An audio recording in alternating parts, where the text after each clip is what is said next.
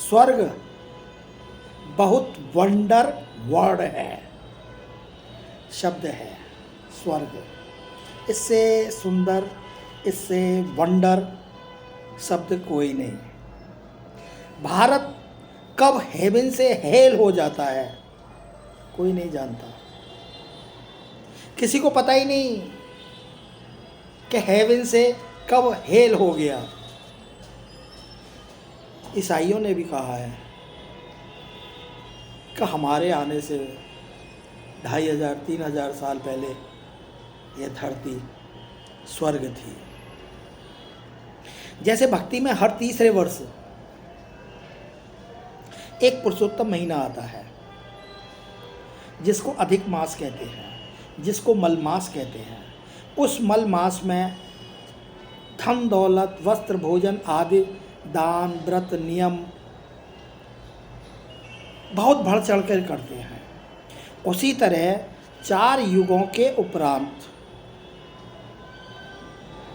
और सतयुग से पहले एक छोटा सा पुरुषोत्तम संगम युग आता है, हर कल्प में आता है, जो कि इस समय चल रहा है कि कलयुग का अंत और सतयुग का आगमन। तो इस पुरुषोत्तम युग में अपने विकारों का कोई दान दक्षिणा ये सब करने की ज़रूरत नहीं है। केवल अपने विकारों का, अपने पुराने बुरे संस्कारों का दान करना चाहिए। सतयुग से निरंतर हर युग में हम उतरती कला में आए। सतयुग के बाद त्रेता में आए तो उतरती कला थी, 16 कला सतयुग की, 14 कला त्रेता की। फिर त्रेता से द्वापर में आए तो कलाएं और कम हो गई। द्वापर से कलयुग में आए तो और कलाएं कम हो गई। लेकिन ये जो पुरुषोत्तम संगम युग है इस समय, ये चढ़ती कला का युग है। अब इस समय चढ़ती कला में जा रहे हैं हम, और अगला जो युग आने वाला है वो सतयुग आने वाला है, जो 16 कला युक्त सर्वगुण संपन्न का युग होगा। इस युग में हमें कोई केवल पुरुषार्थ करना है और पुरुषार्थ करके जीवन बनाना है, लोगों को बताना है कि यह अंतिम जन्म है।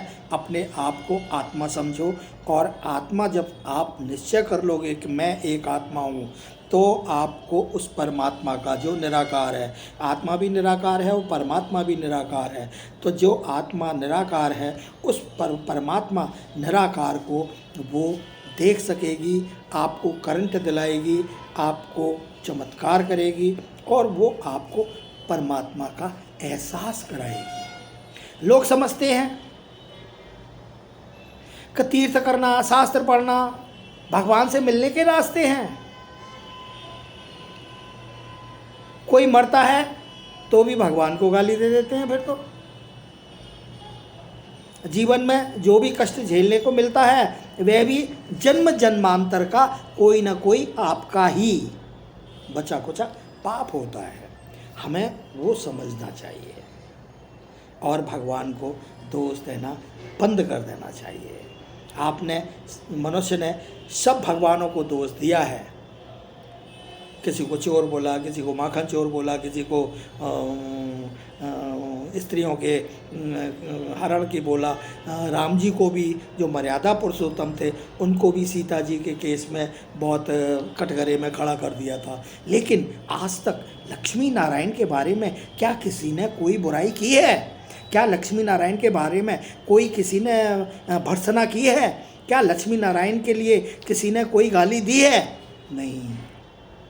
क्यों? कि लक्ष्मी नारायण भगवान सतयुग के 16 कला युक्त सर्वगुण संपन्न सतयुग के स्वर्ग के मालिक थे। जय श्री